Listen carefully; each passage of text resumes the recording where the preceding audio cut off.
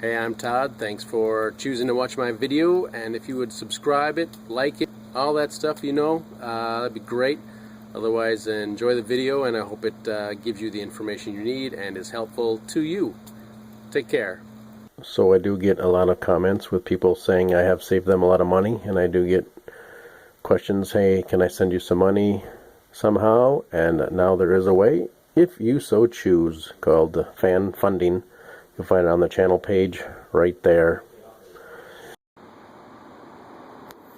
Alright, we're looking at the exhaust manifold. Call this the right hand side. That's the side between the engine and the firewall. And we're replacing it because it has cracks in it here. If you can get that. That's actually hidden behind a shield that I had to cut off. But it was getting kind of dark on here, so we heard it too, of course, and it was getting black back here between these two areas. So that's how we got it.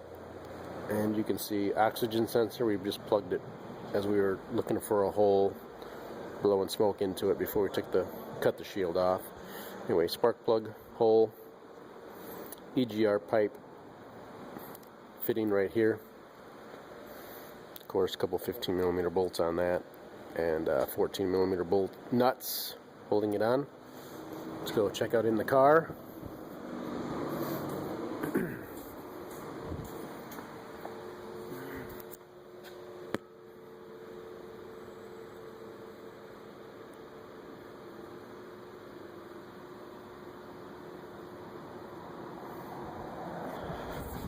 And I was able to use a long extension and a swivel and a 14mm semi-deep socket. You can't use a shallow socket because the studs stick out too far.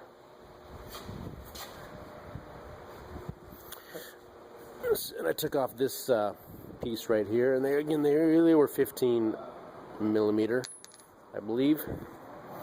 Fit up here. Gave me a little space. Most of this you're going to find out you have to do the alternator removal, and there's a video on that for this, and then you got to just go beyond. For me, it helped to take this out. I think it was an 18mm nut right here, and pounding this with a hammer a little bit. Why isn't that focusing? I don't know. And then you can pull it out on the ball joint. It's a 14mm nut on the other side, and you can drive it through. Don't bang on the bare threads. Put the nut back on it and tap it through a little bit, and then use a small punch or something, then you can punch it through. It's a little tough though. This did not want to come out very easy. Had a big long pry bar to pull down on it and try and get it out.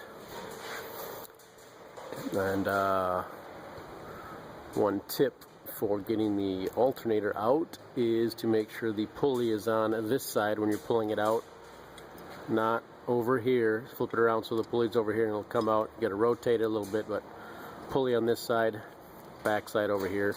You should be able to rotate it out without too much trouble.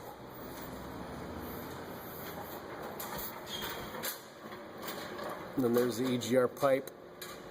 I had to take off.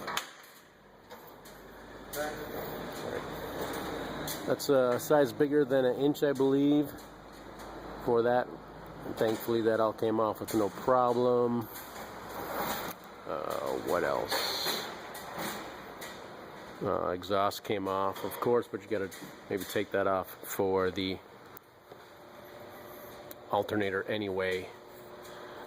So once you get the shield out of the way, it's not so bad, and the alternator comes out. Drop the exhaust out of here. And then you can get to those bolts. Got to a couple down this way. Got to a couple through here. And then I got to maybe a couple of them up through here, also with a long extension. So this is my overview on exhaust manifold replacement, and it will come out through here. It's actually pretty narrow, and it will come down through here.